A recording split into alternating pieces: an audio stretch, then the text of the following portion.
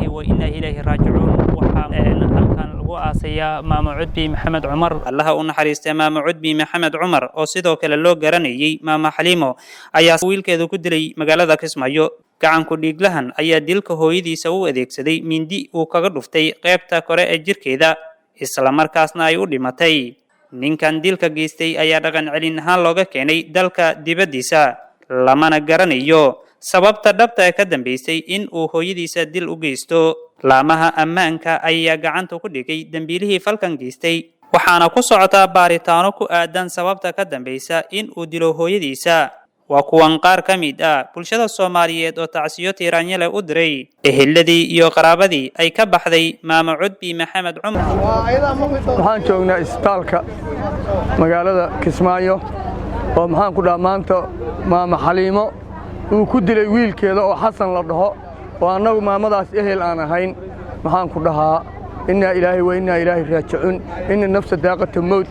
naf walba geerida way dhadhaminaysaa ayadana Allah u naxariistaan leena halkaas ay taala waka la dhaqaayo marka maxaan ku dhahaa eheladeedaan nahay Allah u naxariisto waka hadda waxay rabtay inay gabar ku dadho Sweden ay ku keentay sanad 2 sano magaalada joogay dalxiiska meel u dhow guri bay uga dhistay oo u deganaa marka Allah u naxariistaan leena maamadii way dhimatay ajal dhacdayna cid celinka dhamajido gabdhaheedii ciyaalkeedina samar iyo iimaan Allah ka siiyaan leena tarbiyay Maamo Xaliimo sabarshi Allah nisiyo ya inaanki aasi Allah toosiyo ya waadi rahma Allah ku waraabiyo jannada farduus ilaahu jeey Maamo Xaliimo jannatul farduus ilaahay inka bashaarayni Maamada Xaliimo sabarshi Allah nisiyo sabar jamiil iimaan saadaq